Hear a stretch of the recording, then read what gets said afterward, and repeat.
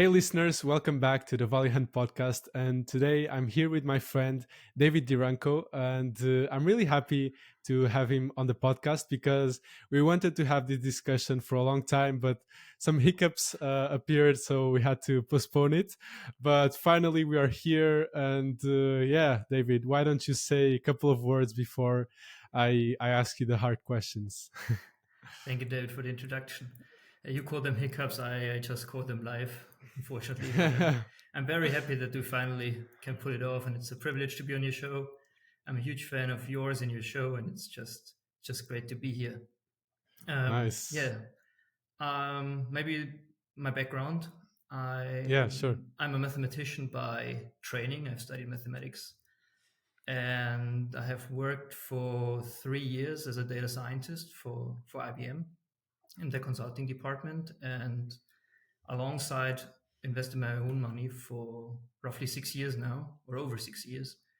And over the past one and a half years, I started about writing about my investments, and the desire to manage money full time and making a profession out of it just grew. And yeah, with the end of 2024, I finally pulled it off, and now I'm a full time investor, Hmm. and I write my blog, Contrarian Cash Flows. So that's where I'm currently at. That's really nice. Actually, I think it's a perfect introduction for my first question, which is actually about your unique kind of investment process and system. I think it's really interesting because I guess it really demonstrates how you apply your old full-time job to investing, which it's very data driven, very systematic, very objective. And you told me once it was for the purpose of being able to compare and assess your mistakes and get more relevant feedback. So yeah, why don't you tell my listeners how your investment system works and how you have built it over time to what it is today? Yeah, happy to do so. First, I don't consider it to be very special indeed. It's more like Mm-hmm. it's a checklist that I've developed over the past 6 years, and the reason I try, at least I try to implement a very rigid and strict process into my valuation or my analysis is that, coming from mathematics, the huge difference between math and economics is that in math there is a solution and it's objective and it's Mm-hmm. verifiable. Yeah. And um, we being investors, it's a very particular field because firstly, like you make decisions, like you buy a stock or you sell one, and you don't get immediate feedback. And quite the contrary. Usually you get the feedback maybe a year, two, maybe even 3 years later. And even if you record the feedback years down the road, you don't even know if it was luck or bad luck, or if it was actually Mm-hmm. skill or lack of skill.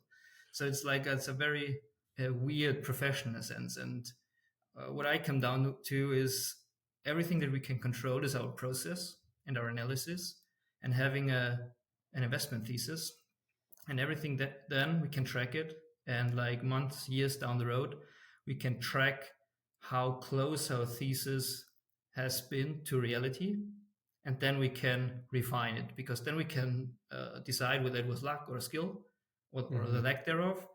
And yeah, and that's basically all we have. And this is why I try to have a very strict approach to my analysis. So it's, as you mentioned, like I have a checklist, and also my write-ups usually follow this checklist very closely. And um, what I like about the approach is, while the process is quite strict, it is also very open in a sense, because I have a very broad funnel. I don't have a very structured idea generation process. I usually look, I mean, the blog is called Contrarian for a reason. I usually look where it's cheap, where it's beaten down, where it's the mood is very pessimistic in the market, and this is where I look for ideas.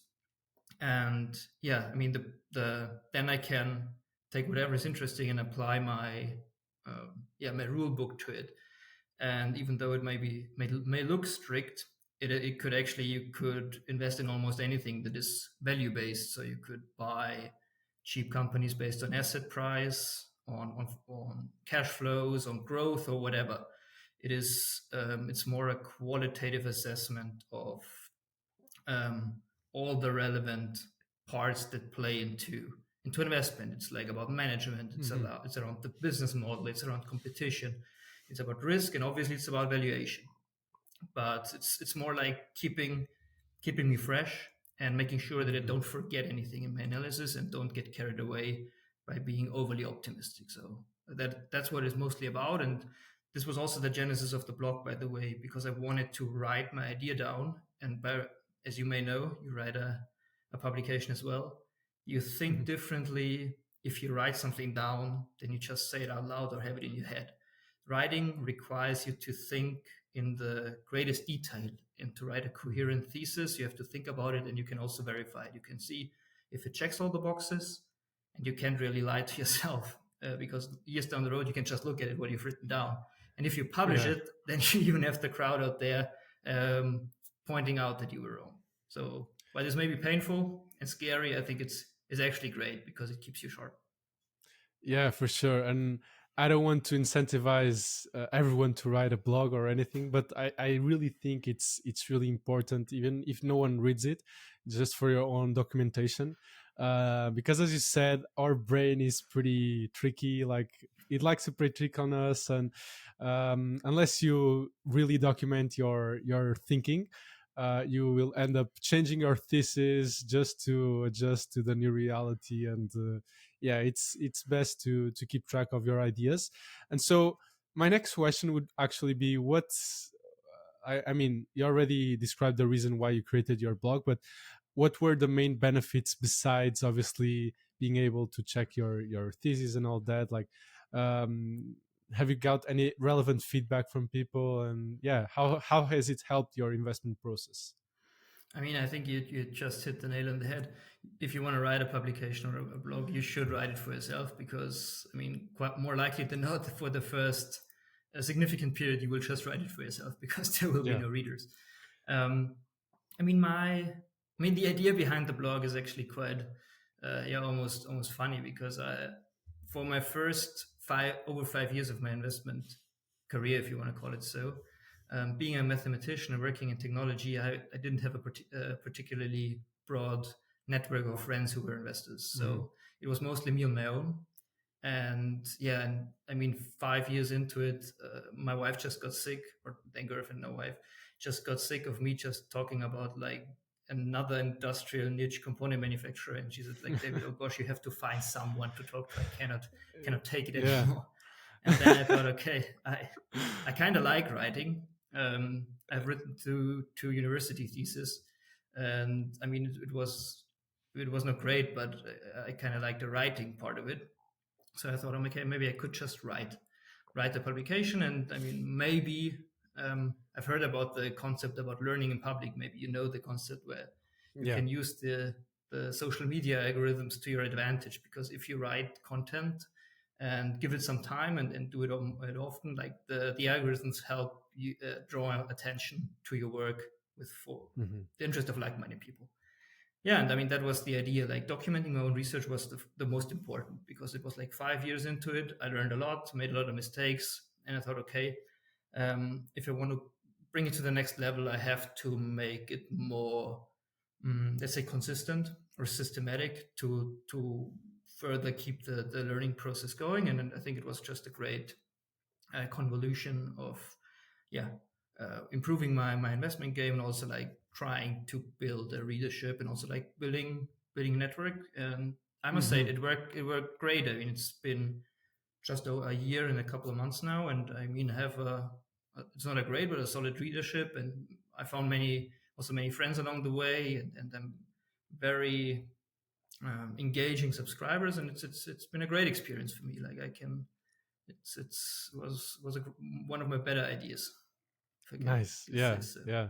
That's really cool. And like now that you turn full time, obviously we can go deeper on that. But like how has your writing changed? I saw you started publishing more often, like every Monday. So why don't you tell my listeners like what they can find on your blog, or like what do you like to share? Sure. I mean, where I came from, I started out with basically, I committed myself to writing one deep analysis on one company per month. This is what I Hmm. committed to a year ago. And I mean, the idea was quite simple. If I commit myself to analyze one company in depth a month. So this would build me over time a great watch list and portfolio of companies that I know very well and that I can track. And yeah, after the first 2 months, starting January 2024, I thought about if I want to manage money at some point, what I wanted to do. It was a sure goal back then. I thought, Hmm. okay, I'm not there yet. I don't have the opportunity right now. But if I publish my portfolio on the blog, at least I can build some kind of track record, and I can Yeah. prove that my analysis are good. Because I mean, you can write all your ideas out all day, but I mean, at some point you need some kind of verification that your ideas are actually good. So then Hmm. the idea came, okay, I write a month. I just set up a portfolio and write a monthly update where I share the portfolio, the performance, and I also used it just to write my thoughts about investing in general. It's more like portfolio management, like sometimes macro related stuff. And I thought like maybe my ideas are worth sharing, and I get feedback. And I think the feedback was mostly positive. So this is where I've been for 1 year. And I mean, as you know, running a publication, a podcast, a blog, of all sorts, and if you want to do it, if you want to obtain a good quality, uh, it is no secret that it's a lot of work. And I Hmm. mean, having a full time job and a wife and a family and a kid, Yeah. it's just too much drain on your time. And I think it's if you put value out there at some point, I think it's fair to also charge for it. And I still Hmm. consider it. Although many people dislike charging for an investment blog, and I respect that. I think Hmm. it's some sort of win-win, because if you charge for it, you can do it full time, and it improves the quality, and so you get some value back in terms of money, and others who pay for it have an additional benefit that it's only a few people who see it, not the entire world. And Hmm. but I wanted always, like, I don't like charging for something that was previously for free and leaving people who don't want to pay like uh, left in the dust. So I wanted to find the balance, and I asked myself, like, what is interesting to people who don't want to pay for it? Like, what could be interesting? And I think still many people just subscribe to Substacks, to blogs for idea generation, which Hmm. is a great idea. So I thought, okay, being a full-time investor, you have to generate ideas anyway. You have to look at stuff, and committing myself to writing a weekly post where I just share 5 ideas that I looked at. It's not in depth. Hmm. It's just a brief overview, like why it's interesting, where I found it, and putting it out there. It helps me staying again committed and doing my work. And for free subscribers, like, they get 5 ideas a week. Monday morning, they have it on their phone, and they can just look at it, and it's for free, and everybody can read it. And yeah, now I charge for the deep dives. I charge now. I think it's a fair price. Some people may agree, some may disagree, but I think it's a fair price Hmm. for the value you get. And yeah, this is where I'm currently at. Like, and That's nice. I stopped sharing the portfolio. I Okay. didn't want to maintain the portfolio. There are some also professional reasons that I cannot go into detail yet. But I thought, like, if I write down a monthly deep dive, at some point it outgrows your portfolio naturally if you write one idea a month. And Hmm. this is why I transformed it into maintaining a watch list. So the paid subscribers get a watch list where it's an Excel spreadsheet where all the ideas that I cover on, and my expected IRR is some comments, and they get a monthly update post on it. So where I keep track of where the business are going, if there are any changes, any interesting developments. So it's more or less Nice. like, if you pay for it, you get. I mean, an outsourced analyst. This is what I think about it. For the price, and if you're thinking about that, I think it's a very competitive price. You get an analyst that covers one niche idea that is usually not covered anywhere else, and you get Hmm. updates. You get a monthly call with me. So with my subscribers, I have a call. So it's a very close relationship. So you get a very, very good coverage for the names I cover. Hmm. And all the others Yeah. who don't want to subscribe, they still get ideas, and they get also a monthly investment philosophy post that was usually part of the portfolio update and is now just a free post. So still some value, I think a lot of value for both. Um, yeah, that's Yeah. basically it. I think you just basically distilled everything in a few words, which is it's basically an outsourced analyst, right? Because I know of a lot of my friends like have Substacks and they are pretty well known and all of that, and they have like really big investors subscribe to their Substack, which you wouldn't ever imagine like. I don't know, going to small microcap investors Substack. So I think it's a really cheap way to outsource your idea generation. Obviously, you don't want to fully rely on other people's ideas. You must do your own due diligence and all of that. But just, I mean, to get an interesting flow of ideas, it's really nice, especially for someone that can't dedicate all his time to do this, to kind of outsource this process to someone else or to a few people. So just as a follow up, I'm really curious recently on how one should screen or look for ideas. Obviously, it's more art than science. As you already mentioned before, like you don't have a strict process on how to find ideas. But I'm just curious to know, like retrospectively, where do most of your ideas come from? And is there any common theme you look for when first looking at an investment idea? Mm, I mean, that's a great question, and it's something I think a lot about because I mean, being a statistician or mathematician is I always think about the bias you introduce, and I think that Hmm. the you can be aware of your biases, but I think the largest risk is that you introduce one at source, basically where you get the ideas from, because then you Yeah, cannot yeah, be aware exactly.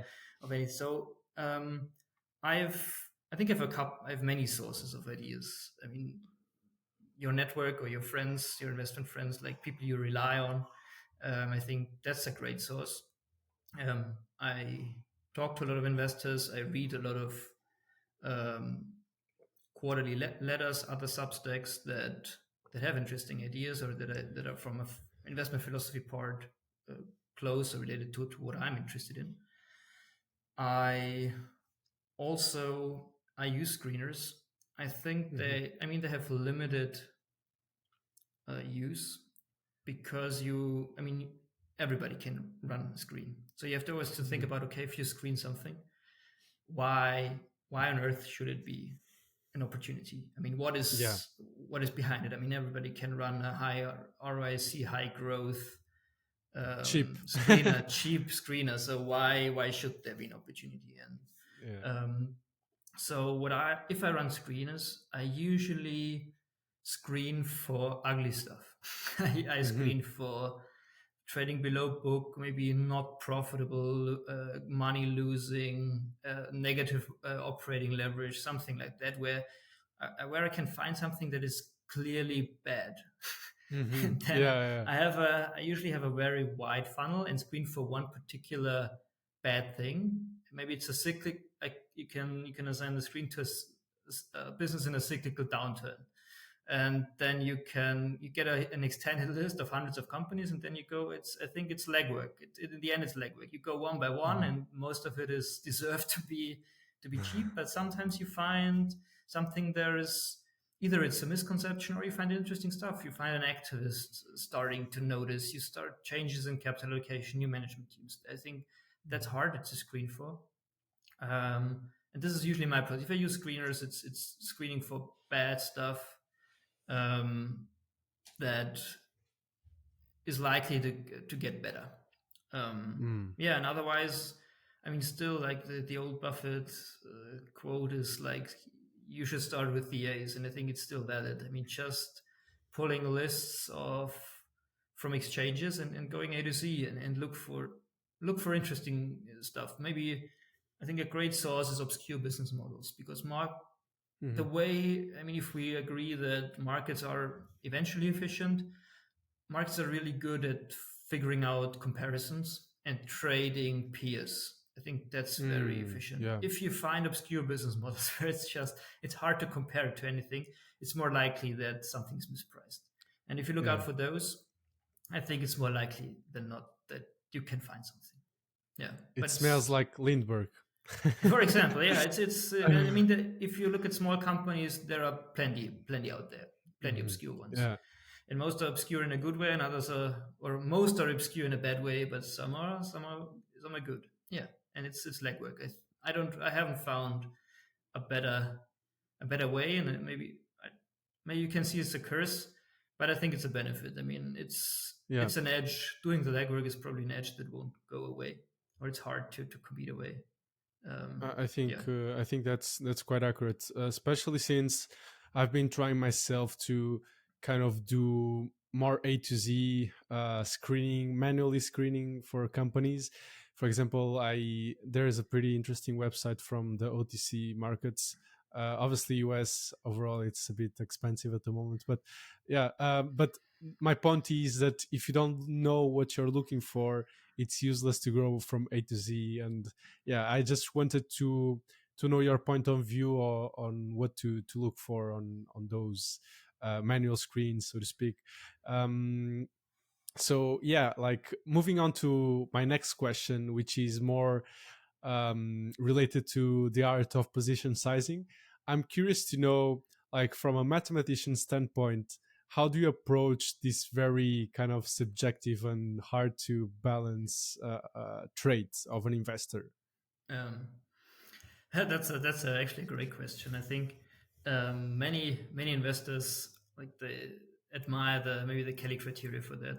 Hmm. Um, I don't like investing. I don't like using it because Hmm. it's simple that it. I mean, you can use it for gambling mostly because you need defined probabilities and you have to know the odds. And in investing, there is no chance that you know the odds and you have unlimited possibilities of outcome. The range of outcomes is infinite, and you don't know the possibilities. So I don't think it's very good to have criteria like that. Hmm. What I like, I mean, where I've come from is I think most investors would do intuitively, and I would say betting the most on ideas where you think you can win the most. Like if you have some, I mean, I am not investing based. I don't invest based on like a target price. I don't Hmm. calculate a fair value, and it's like 50 euros, and the stock is at 35, so 50 is it's undervalued. I buy it. I don't like that because I think intrinsic value is not a number, it's a range, Hmm. and it's a probabilistic range, and you can have luck or bad luck, and you can have a variety of outcomes that you don't know. So I like to think in terms of IRRs, and it's more like if I buy the business at the current price and the market would never agree with me, then I would earn the following ranges of IRR. If I'm more wrong or more right, I can have an Hmm. IRR between, let's say, 4% and 25%. I Hmm. like it to have it a bit narrower, but then it's more like, okay, this is where I'm at. And if the price rises, then the IRR decreases. And at some point, the Yeah. IRR maybe is in a range that is looking forward without multiple expansion. I don't see how I make money. And I think that's a better way to think about it because it's more flexible, it's less rigid, and also points you in the right direction. Buying cheaper companies will increase the Hmm. expected IRR, buying more expensive ones decreases. And yeah, it works without requiring on a re-rating, and it's just a re-rating is just a benefit. So Yeah. how does it play into decision sizing? Coming from betting on those where the IRR is the expected IRR is the biggest, I went away from that because as I found out, is it also it compounds the error. And what Yeah. do I mean by that? It's if you have a 40% IRR in a stock, and especially if you look at obscure ones and you bet heavily on one, I mean, if you are wrong, let's say you have an error in one of your analysis throughout your portfolio. You don't know where is it most likely to be? I mean, it's most likely to be in the one where you have the biggest IRR. That's the largest discrepancy between intrinsic value and market price. So more Hmm. likely than not, that's where the mistake, the error is. So you would bet the most on the one where you can be the most wrong, and I don't like that. Mhm. So where I tend to go more towards is I have a maximum. I won't put more than X%, and for me it's around 10%. Wouldn't put more than 10% at cost into a single position. And I usually have a minimum. It's around 5% because it's just I cannot. If it's not worth 5%, that's it's not worth it. Yeah, It it's won't not. find its way into my portfolio. This is also a nice framework around concentration. You will naturally end up between 10 and 20 names. 10% high conviction Yeah. or 25% is usually something in between.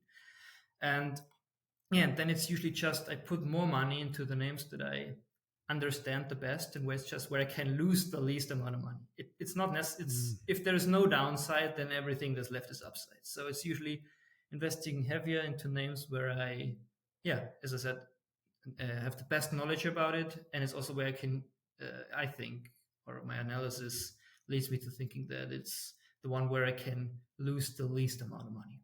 And Mm. naturally, I have some positions where it's maybe a great example is a business with operating leverage. Maybe that's just at cut of profitability, and my estimate is that profitability will inflect, and we will have like a huge growth in profit, and then like you can have make multiple your money. That I mean that's a great idea if you have the like you can what's the probabilities you have a great IRR, but that's naturally a smaller position because also like the chance that you lose money on that or maybe the downside is not limited, so you should make it a smaller position, and that's where I end up with, and so far it has served me well, better than the previous model. So yeah, and I think it keeps you more disciplined. It's just looking more to the downside, then the upside can take care of itself. Yeah, nice. I think eventually most people kind of levitate to or like gravitate to that conclusion, mostly from bad experiences. But I have two follow ups, and the first one would be actually on how you kind of attach probabilities to each scenario, because I've been trying to do this myself, where I kind of do a bear case, a base case, and a bull case, and yeah, then try to figure out what I estimate to be the probability of the or the confidence I have in each scenario, and then come up with a weighted average IRR of those kind of future outlooks for the company. So yeah, how do you actually attach numbers to the probabilities? How do you think about all that? Yeah, I mean that's a very good question. I thought about it, and the simple answer is that I have no idea on how to set the correct probability, so I Yeah. don't I don't do it. Yeah, exactly. Um, Same for me. it's more like I think about it more in discrete terms, and Hmm. that's here's what I mean by that. It's um, what are the influencing factors that Hmm. could alter the intrinsic value without assessing probabilities. And I think I make two distinctions mostly. It's the one is it like macroeconomic? Are you betting on Hmm. the business cycle changing, Yeah. or is it intrinsic to the business? Is it a capital? Is it a pure capital allocation policy? And those are two buckets of factors that I would broadly define. And I think the one that is based on external factors is way more uncertain, and I have no idea on how to assess the probabilities, and also no certainty about it. So I would just consider them to be completely random. Most likely, the most likely outcome is usually like just continues how it's currently going, but you have Hmm. to be aware that it can change dramatically in either direction. Yeah. And I mean, the capital allocation is, I think that the range of outcome is more narrow, and you can do analysis, you can talk to people, and usually I like to weigh or put more money and more trust into those idiosyncratic opportunities where it's Hmm. where people have it in their own hands, and you can basically perform the analysis, you can track it, and you can also see when they take actions. Yeah, and then it's quite simple. I will don't design probabilities. I will look at the worst case. I mean, the worst case is always zero. Let's be Hmm. honest. But on Yeah. the most likely one, and the most likely one is that the macroeconomic picture worsens, and that the capital allocation will maybe not change. Uh, Usually I invest in something where I don't think that they're capable managers, so they won't do Hmm. particularly bad stuff, but it's like they don't do it either. And that's usually what I consider some kind of worst case. And then I know how much I can lose. And Hmm. on the other hand, I mean, you have your upside there. The macro picture can improve, or the capital allocation can improve, and then you get some kind of upside. And then you can, and then it's just position sizing. You look at your maximum downside, and then you say, okay, how bad is it? And then you can size it, and you have to live with that. And then it's just you take the opportunity with the upside. And it's Hmm. not very, I think it's not very good, but it's honest at least. And I like, Yeah. I value honesty more than precision, because it's Hmm. being aware of your shortcomings, or of your, maybe even your flaws. It helps you better, or helps you more than having false precision, because that can completely knock you off.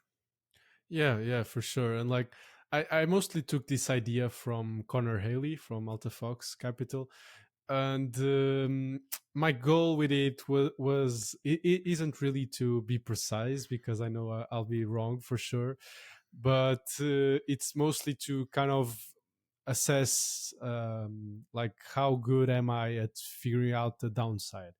Yeah, Because like over time, let's say I attach a 40% probability to the bear case, and if that happens more than 40% of the time, over time I probably am not so good at figuring out the downside, and should probably be a bit more diversified or something.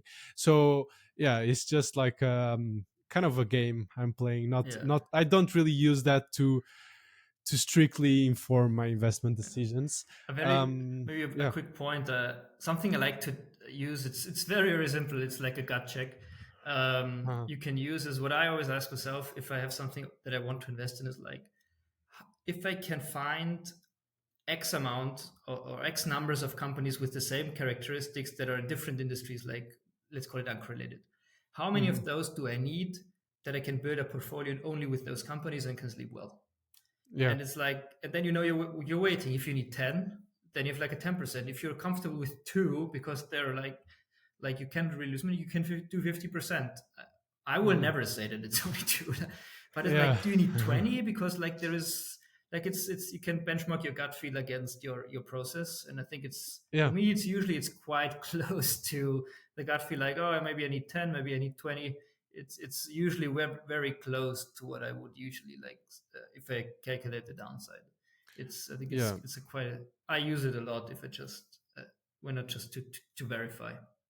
Makes sense. Yeah. And also one other conclusion that I kind of learned from experience is that it's not really helpful to figure out to the decimal point how much weight you should put into each one, because at the end of the day it's better to just kind of establish I would say a range, like you said, like 7 to 10% or whatever, or 5 to 10, and most of your companies should be in that range, because sometimes what happens is that your smallest positions will go up a lot and your biggest ones will go down, and so at the end of the day you won't capture the upside and will capture a lot of the downside, even though you made good picks.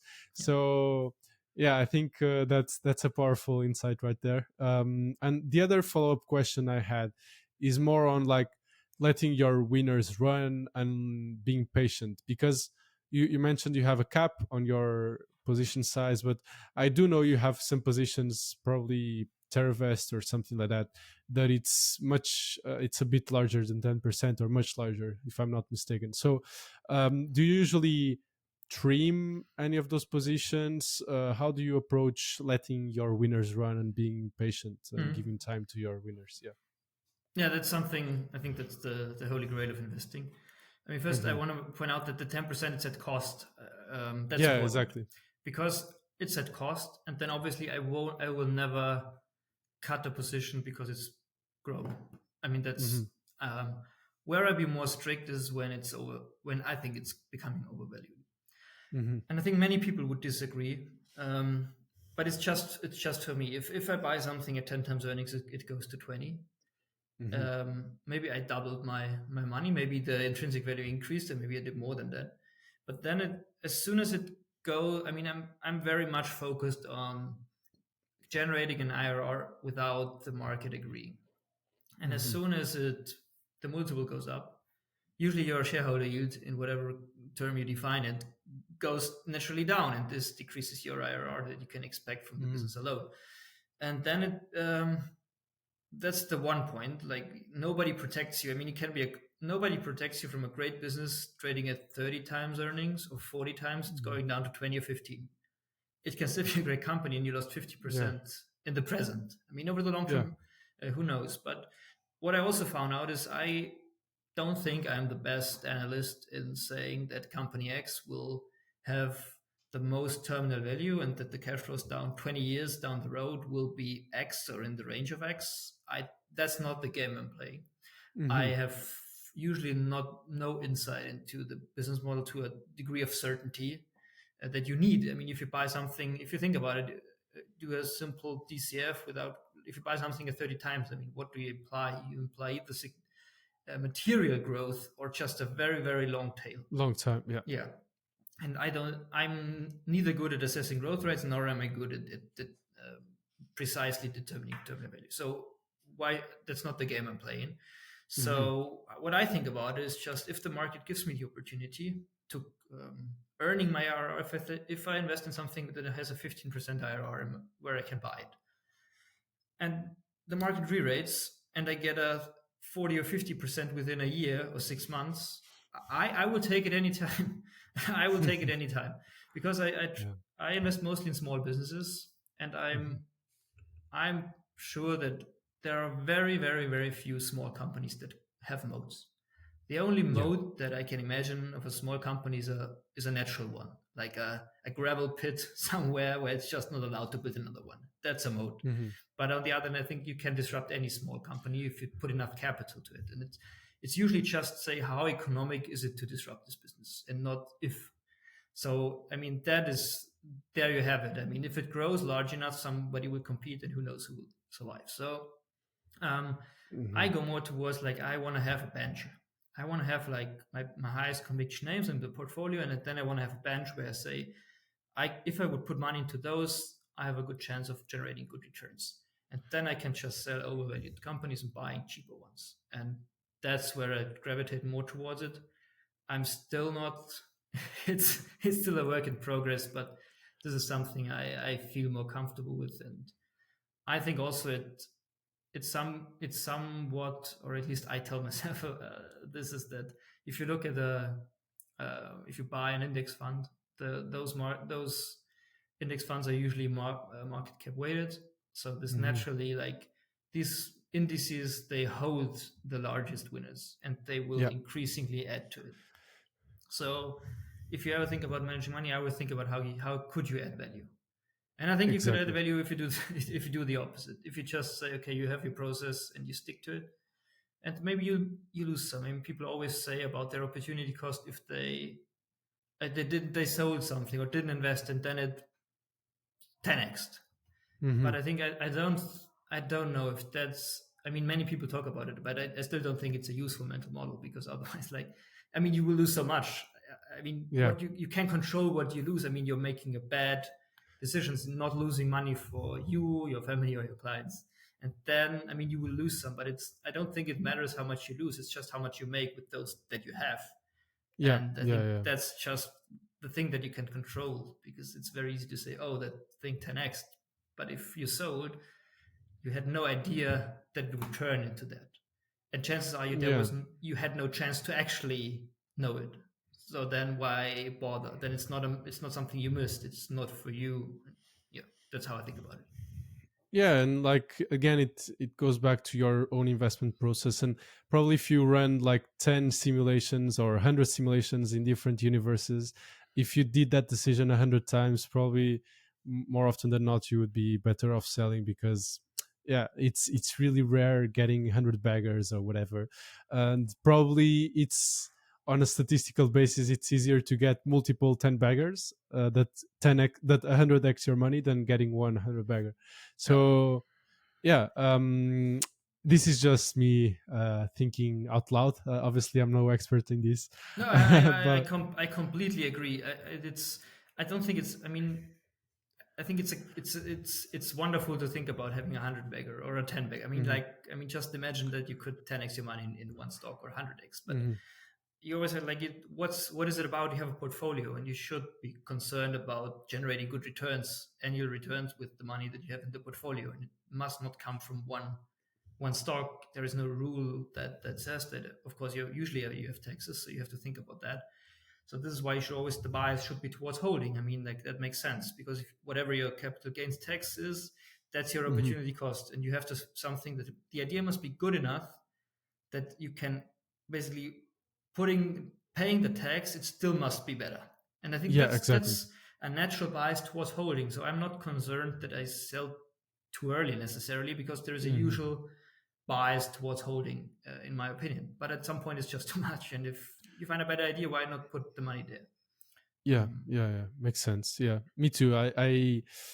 I think before this year started, I had only sold like two positions in my whole investment career.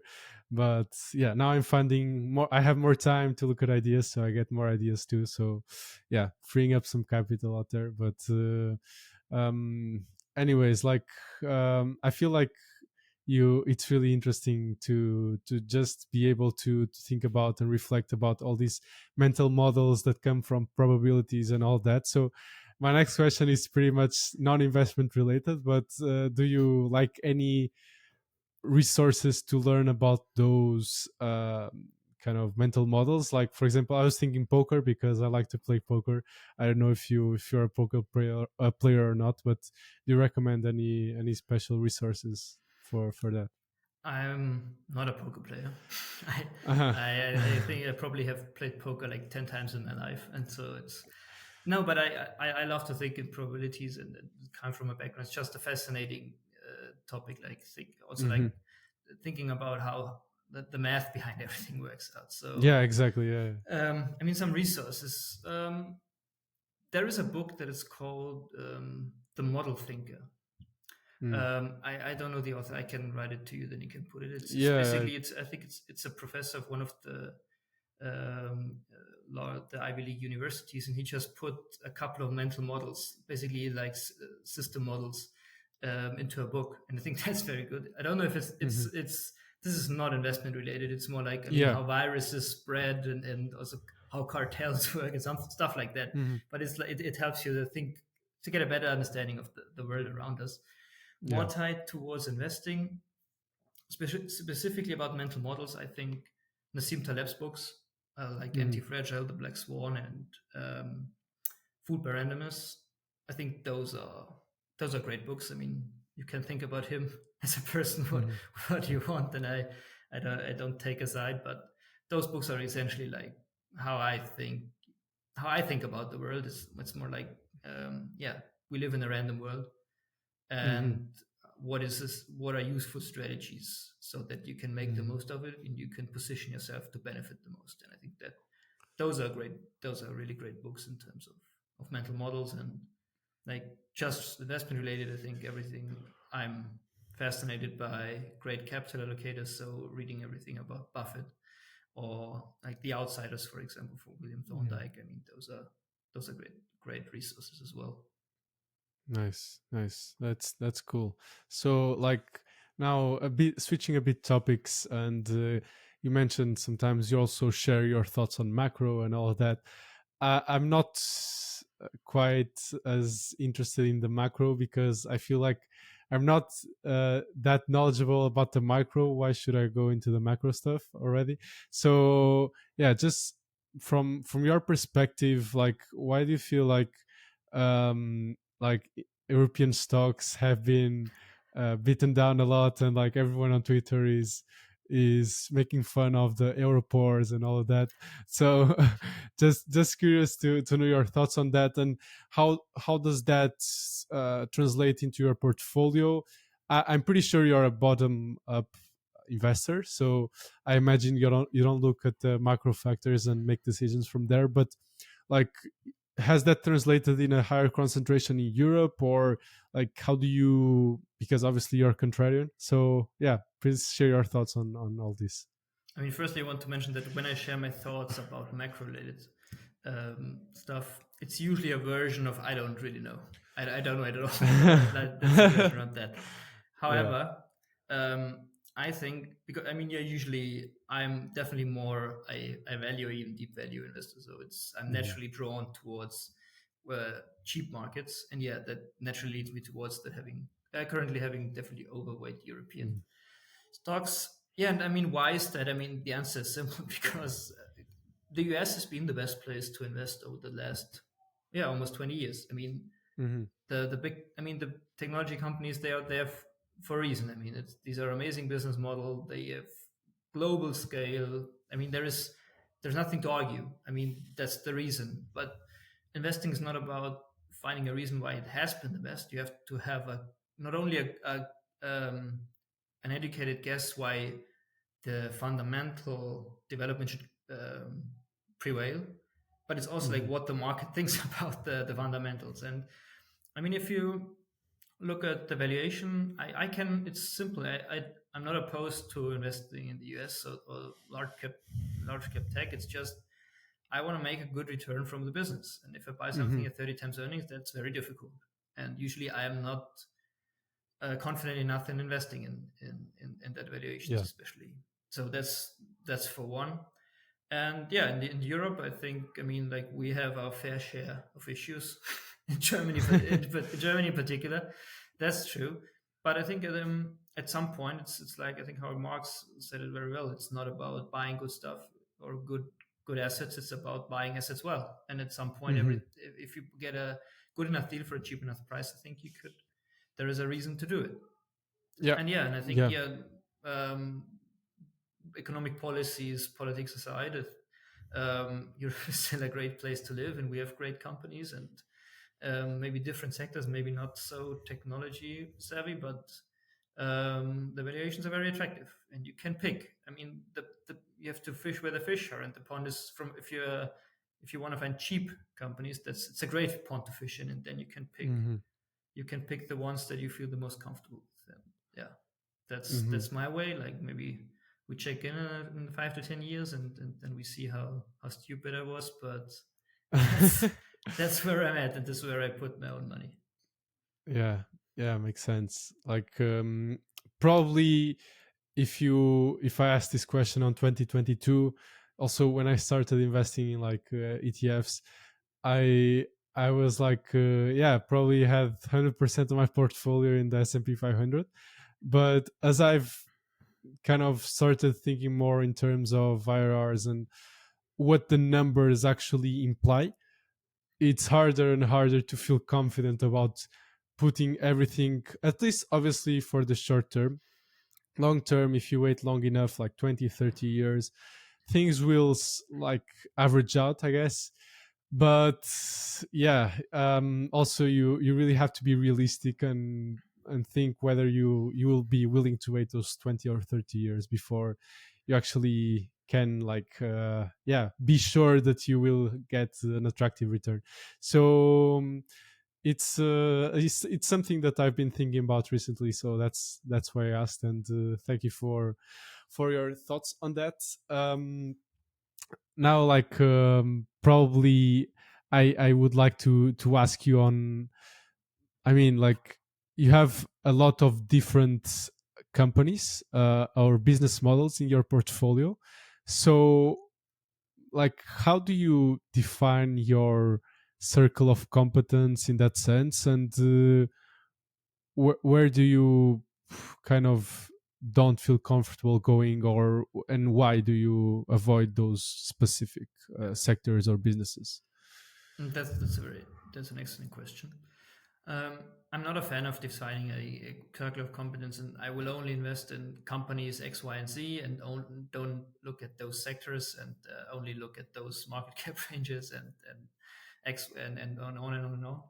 I think I will go anywhere where I can understand the business and the business environment, and where I can yeah feel comfortable in making an investment and holding it. And I mean, naturally, that's more mm, markets where it's first of all countries where it's culturally close to where I'm from, Germany. So culturally close to Germany. So that's usually, I mean, there's the US, Canada, most parts of Europe, Australia, um, maybe Japan.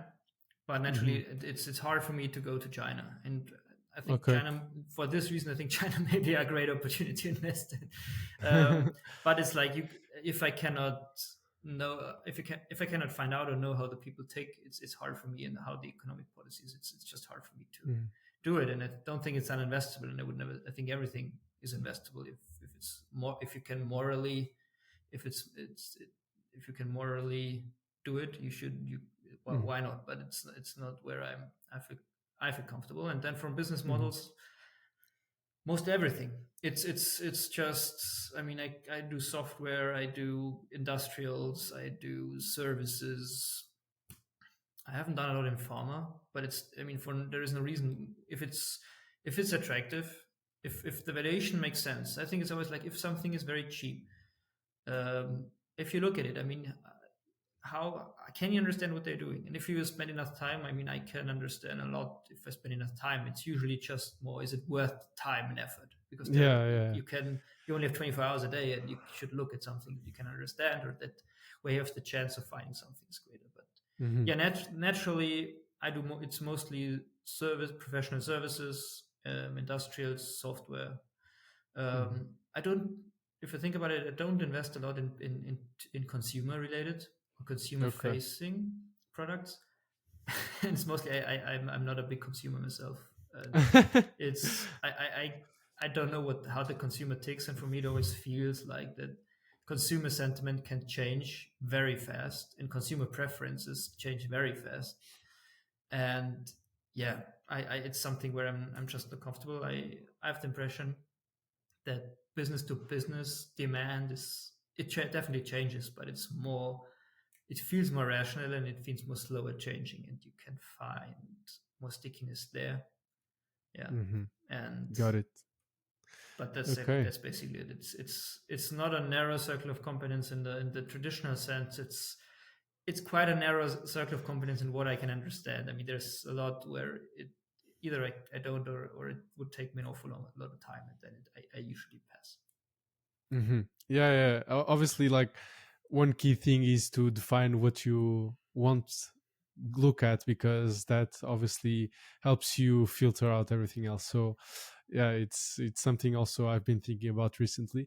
And now, like, just to finish our beautiful conversation, I wanted to come back at one of the points we discussed earlier, which is you turning full time.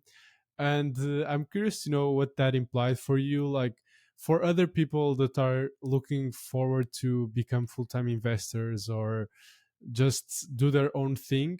Like how do you thought about it, and what made you comfortable to kind of make the leap into going full-time? Obviously it's a risk, and not everyone would be willing to take that risk, so congratulations on that. And probably how you frame the situation as a whole also can help other people. So yeah, share your thoughts on this. No, thank you for asking that question.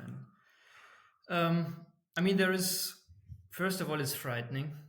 It's scary, because I mean, you take the leap, and as far as I'm like, I started doing it full time without having a euro or a dollar in revenues, so Hmm. that's a jump. Um, so I mean, how I think, if we are investors, if you're investors, you have risks and you have uncertainty, and you can mitigate risks. And what you can do is you can um, save cash. And Hmm. I mean, I have a wife that she's working. I have a son, and we have. I mean, we see mostly everything we do from a family view, and we also think about a career as family. And if one is an entrepreneur and the other still earns a salary, and we have savings, we can have. We have a couple of years, or I have a couple of years of figuring it out.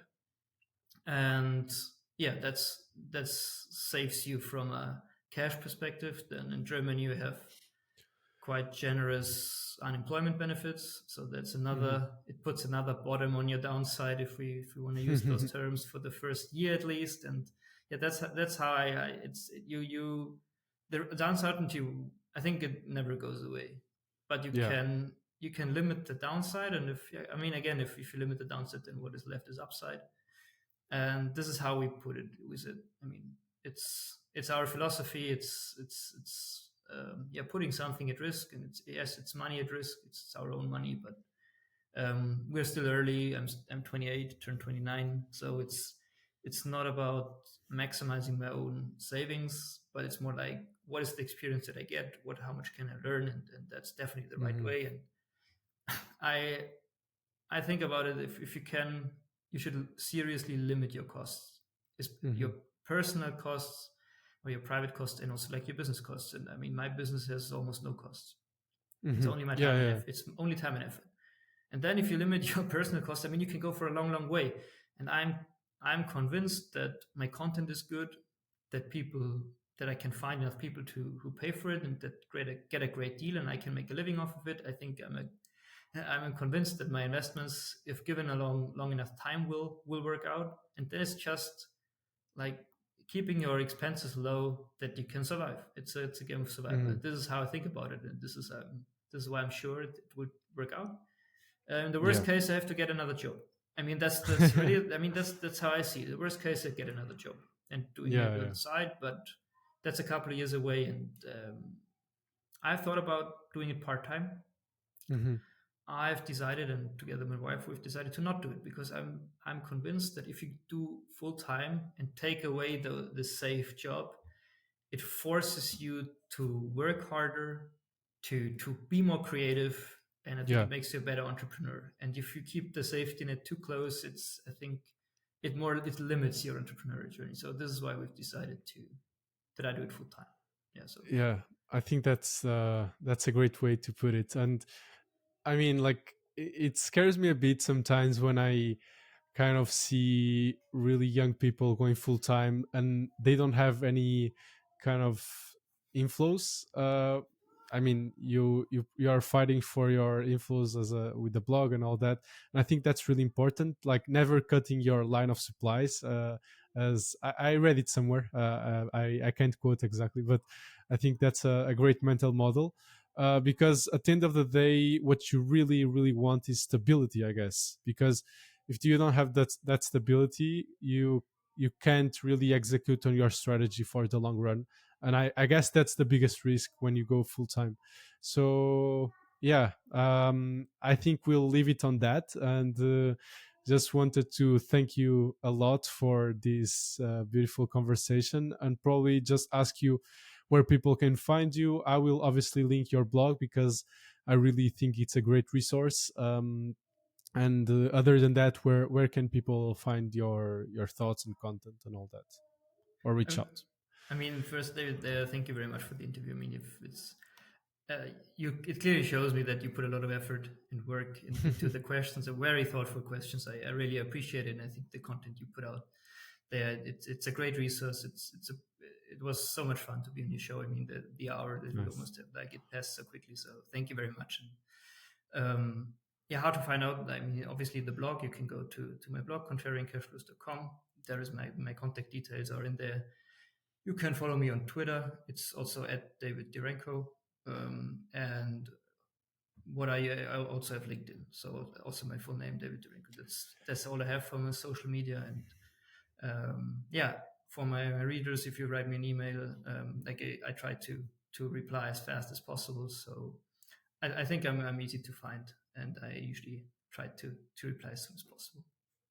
Nice. Perfect. So I think we will see each other soon, or talk soon, hopefully, and keep this loop of conversations going, because I have really enjoyed so far. So yeah, thank you so much. Definitely, thank you. Have a great evening.